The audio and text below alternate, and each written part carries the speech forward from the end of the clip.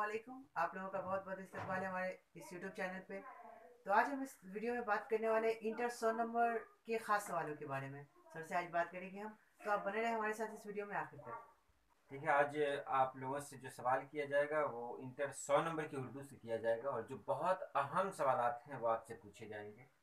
ये ऑब्जेक्टिव का होगा।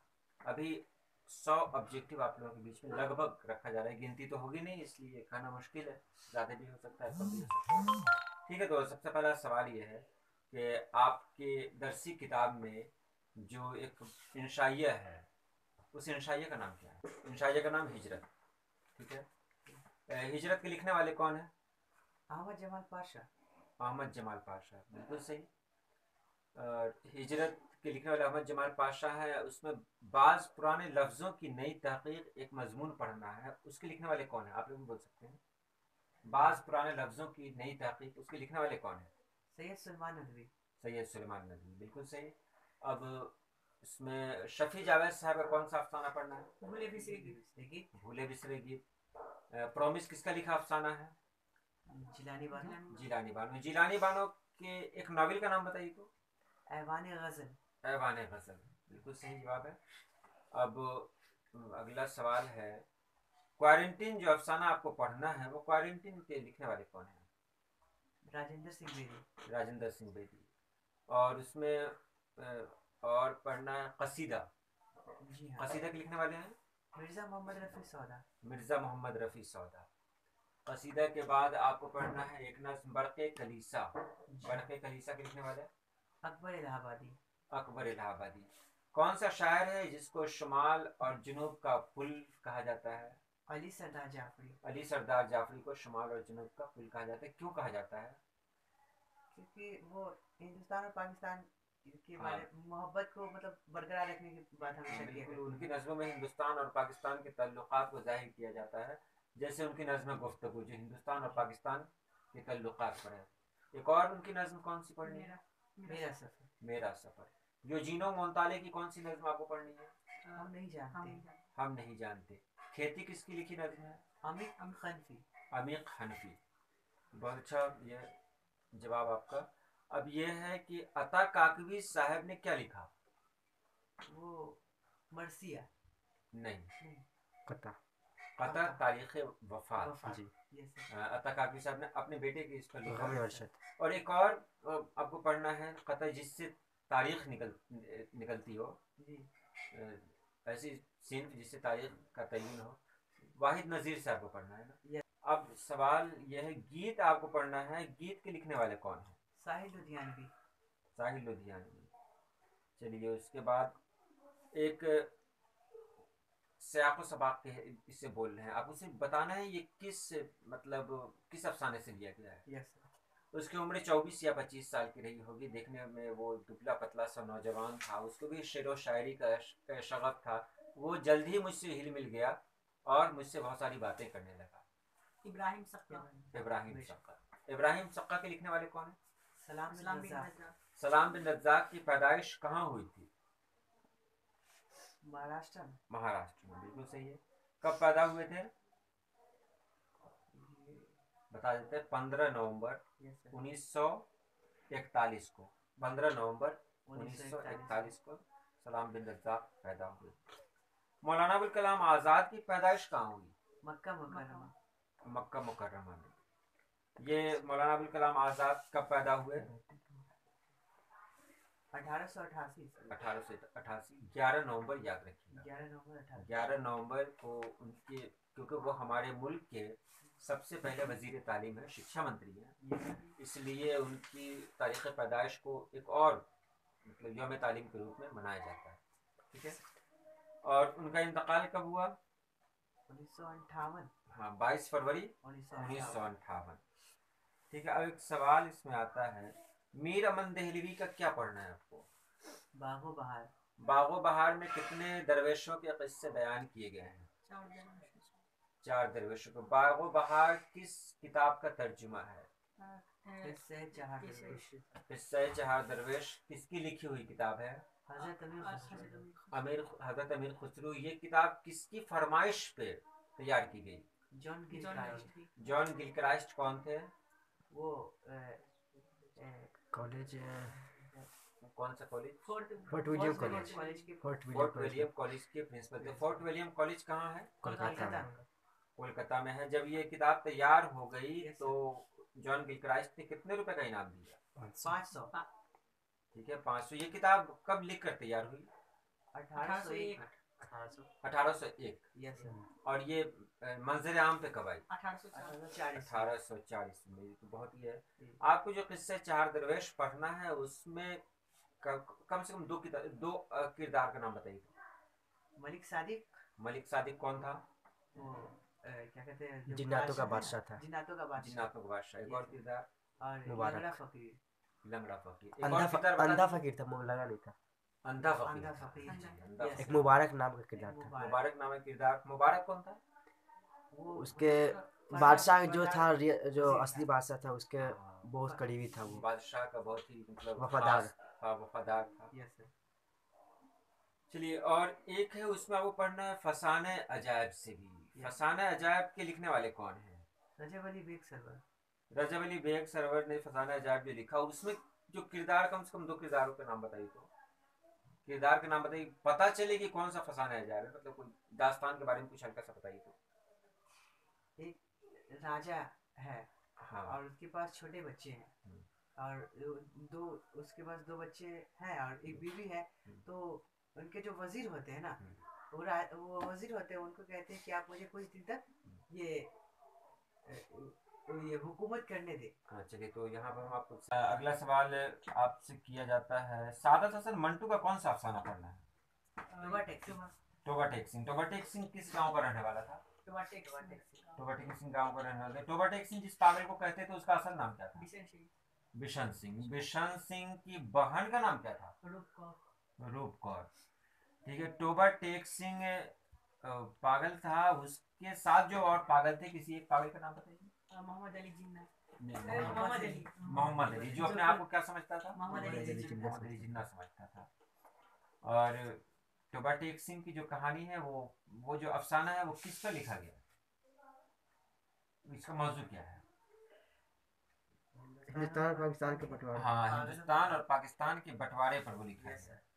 ठीक है, बहुत अच्छा जवाब दे रहे हैं। अब सवाल आता है आगे। जयप्रकाश नारायण का क्या पढ़ना है आपको? जयप्रकाश नारायण। कामिल इनकलाब। कामिल इनकलाब। तो जयप्रकाश नारायण कब पैदा हुए पता है?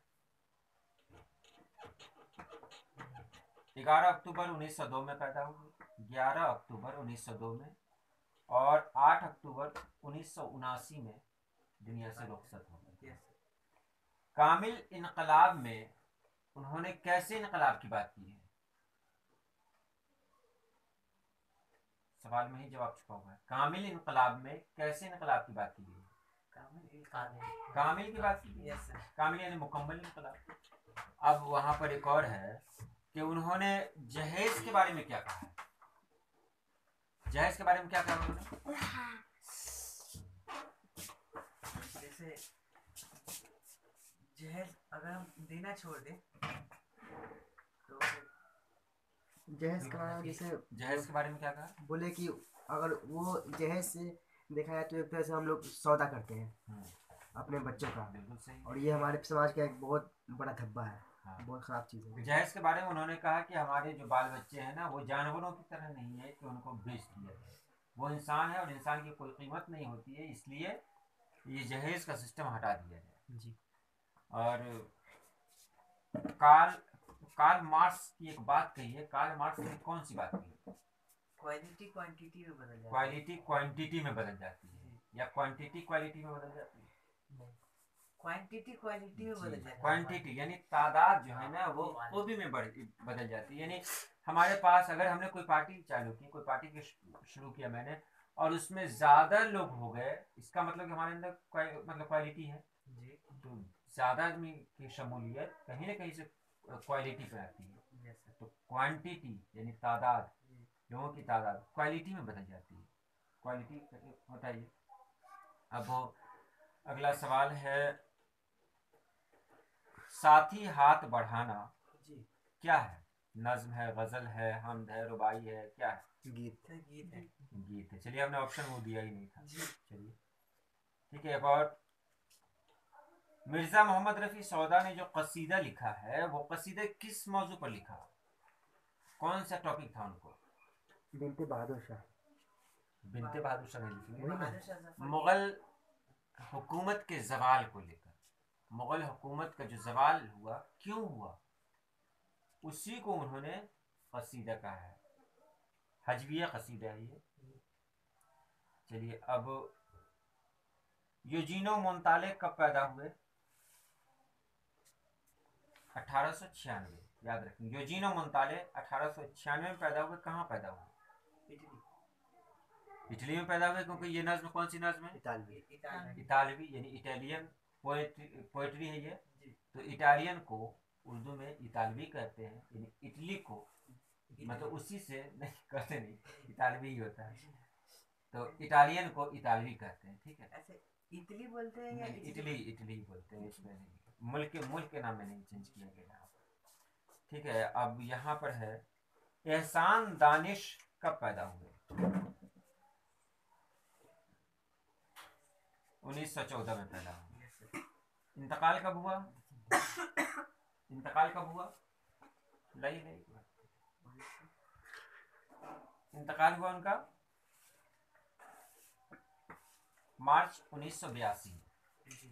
एहसान दानिश किस यूनिवर्सिटी में काम करते थे? लाहौर। उनकी आखिरी ख्वाहिश क्या थी?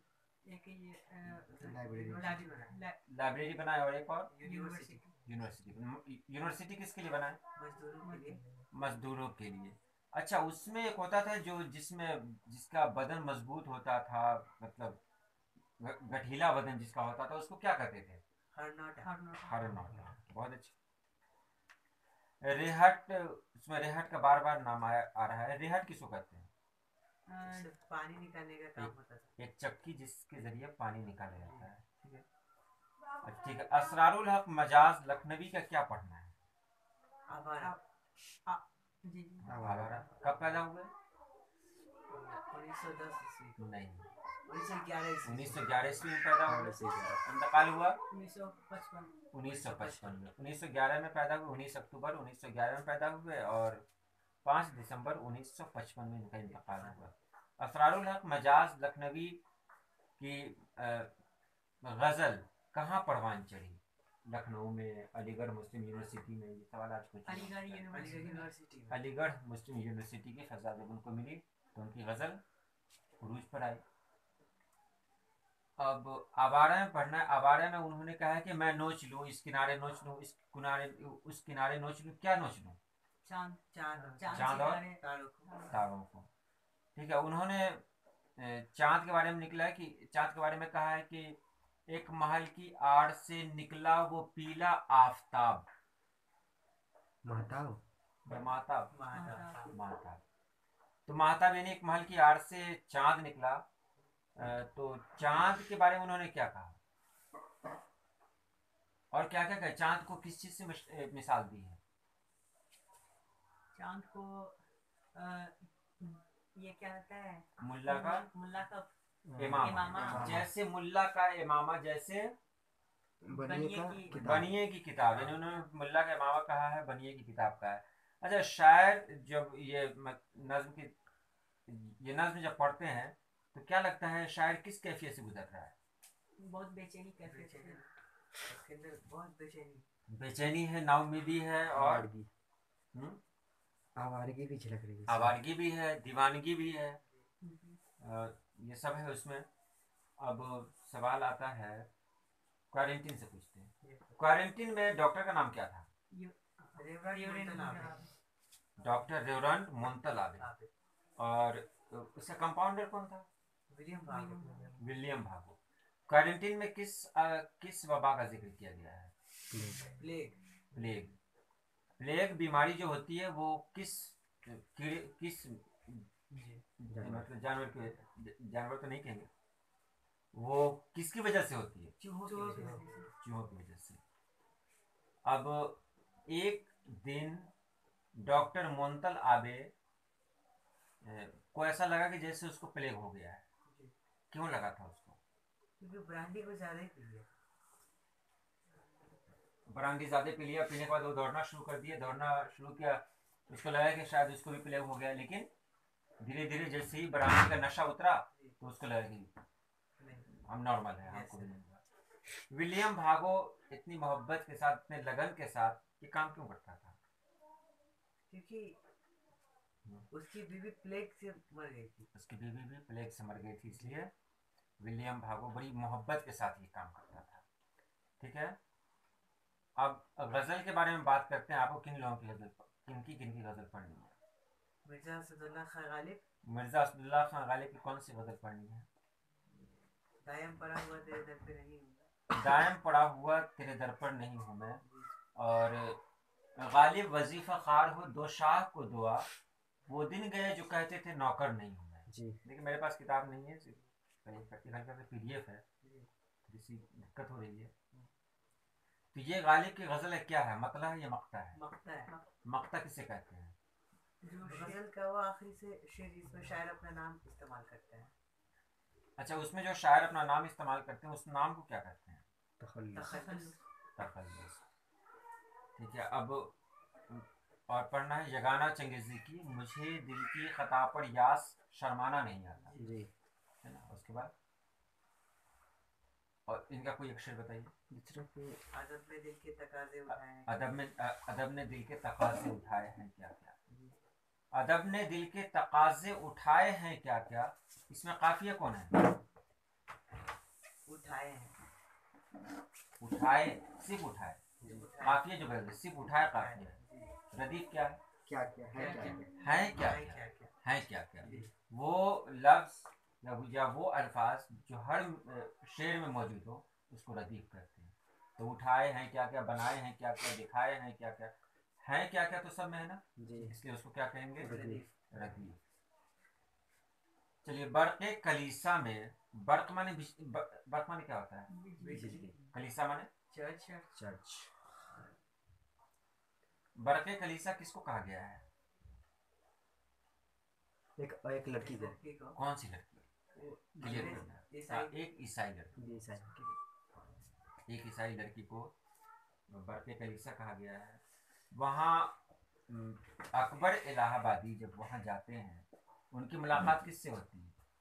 एक ईसाई लड़की से। वो उनके चर्च में यानी कलीसा में जाने का मतलब क्या है, किस लिए जाते हैं?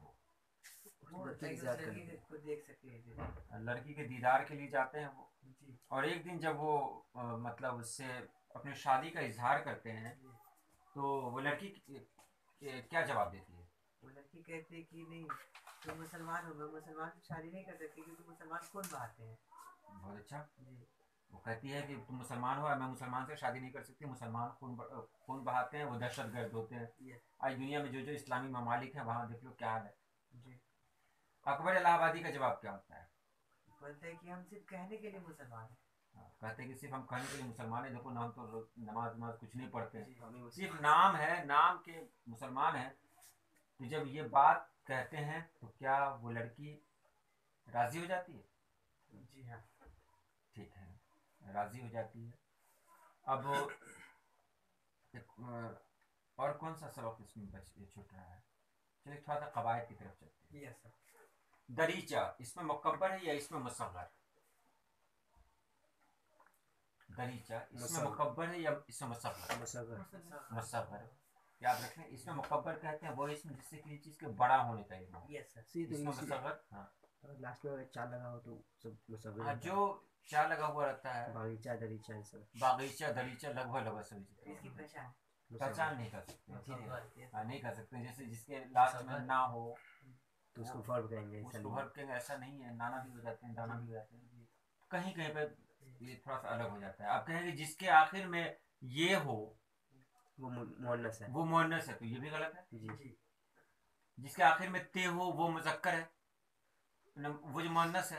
रात मुअन्नस, बात मुअन्नस, सुन्नत मुअन्नस, जिद्दत मुअन्नस, आदत मुअन्नस, इज्जत दौलत शोहरत सब मुअन्नस, लेकिन शरबत मुज़क्कर। इसलिए ये सब नहीं चलता, इसको प्रैक्टिस में रखना पड़ता है। तो रे का भी वही हाल है। तलवार मुअन्नस है ना, दीवार मुअन्नस। उसके बाद अगर यही कहेंगे हम मीनार तो मस्जिद का मीनार। तो ये सब है कि मतलब अलग अलग हैं। उर्दू इसीलिए है, कोई भी अदब है जिसमें आपको प्रैक्टिस की ज़रूरत होती है, बिना प्रैक्टिस के नहीं चल पाएंगे। तो जो खास खास हैं वो जिद बताएंगे जल्दी जल्दी। Yes sir. शब, रोज, दिन, रात, उरूज, जवान, जुल्म, सितम, करम, करम। उसके बाद बुलंद, पस्त, पस्त, उरूज हो गया, जवान, जवाल, तलफ़्फ़ुज़ से ही है, जवाल। जवाल। उसके बाद हमेशा, कभी नहीं, कभी नहीं, या फिर कभी कभी, कभी कभी कभी, उसके बाद रोज़ा, इफ्तार, इफ्तार, मुहर्रम, बकरीद, ईद, ईद, बकरीद भी तो ईद ही है ना, Yes. तो सीधे ईद कहने का सवाल है, ईद। उसके बाद आसान, मुश्किल, जली, खफी, खफी, ठीक है। अक़लियत, अक्सरियत, उसके बाद कलील, कलील, कलील किसे कहते हैं? अक़लियत से अक्सरियत बोले हैं तो कलील से कसीर। हाँ कसीर, जी। ये बड़ी काफ, हाँ बड़ी काफ। कलील माने थोड़ा, कहते हैं ना थोड़ा कलील दीजिए। कसीर से होगा क्या? कसीर से जी। हाँ, कसीर से होगा। उसके बाद दूर पास, या नज़दीक। उसके बाद अगर पूछें जदीद, कदीम, कदीम, नया, पुराना, अर्ज, समा, उरूज, जवान, फना, बका, सवाब, गुनाह, अजाब, ये भी होगा। हाँ सवाब का अजाब भी होगा, गुनाह भी होगा। जन्नत, दोज़ख, उसके बाद शीरी का नहीं बोला था आपने, शीरी शीरीन मानी क्या होता है? मीठा, जी। खट्टा, तल्ख, तल्ख, तल्ख व शीरी बेतकल्लुफ, जिसको पीना आ गया, मैं कशो पीना तो पीना, उसको जीना आ गया। वाह। क्या होता है? ये तल्ख व शीरी एक साथ इस्तेमाल हो गया।